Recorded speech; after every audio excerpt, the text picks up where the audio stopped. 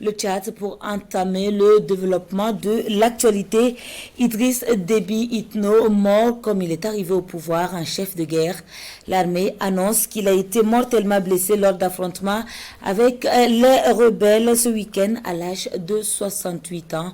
Il venait pourtant d'être réélu pour un 6e mandat après les résultats provisoires annoncés ce lundi. Un conseil militaire de transition est d'ores et déjà mis en place pour une période de 18 mois. Il est présidé par le général de corps d'armée Mahamat Idriss Déby, fils du défunt président. Retour sur les événements avec Vincent Kengoubou. Le maréchal du Tchad. Dans la matinée de ce mardi 20 avril, la nouvelle tombe comme un coup de massue. Idriss Déby Itno vient de donner son dernier souffle. Idriss Déby est mort. Selon l'armée tchadienne qui a annoncé la nouvelle, le président de la République, le maréchal du Tchad, a été touché dans les combats face aux rebelles qui ont fait irruption contre le régime en place. Et il a succombé à ses blessures.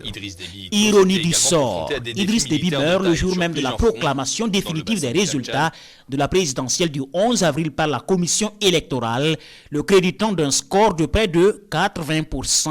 Donnant lieu à un 6e mandat de 6 ans pour celui qui règne sur le Tchad depuis déjà 3 décennies. Le défunt président a accédé au pouvoir en 1990 en renversant Hissène Habré pour régner sans partage.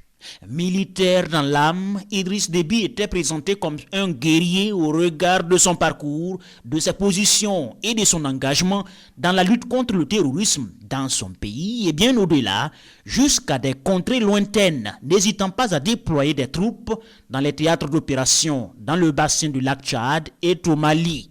Il y a 2 mois, il a pris la présidence en exercice du G5 Sahel en annonçant dans la foulée la projection de 1200 militaires tchadiens dans la zone dite des 3 frontières entre le Mali, le Niger et le Burkina Faso. En août dernier, le président avait enfilé le treillis pour descendre sur le terrain et combattre victorieusement des groupes terroristes qui avaient endeuillé le Tchad d'Idriss Déby.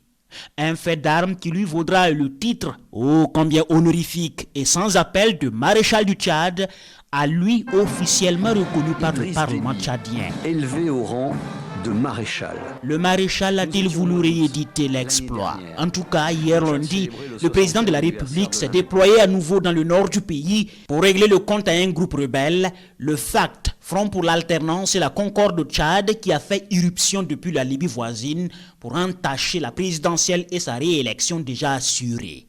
Une sortie cette fois malheureuse au regard de la nouvelle qui s'est répandue sur le continent et dans le monde comme une traînée de poudre. Le Tchad a perdu son président et le G5 Sahel, son président en exercice, lui qui était perçu comme un véritable rempart contre la poussée terroriste dans le Sahel, est en Afrique, quoique ses pratiques démocratiques sont sujettes à discussion.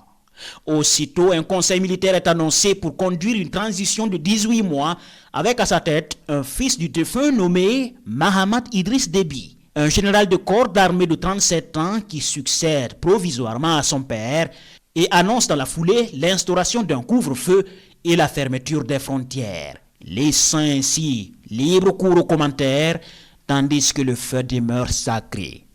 Idriss Déby est mort, Idriss Déby le remplace.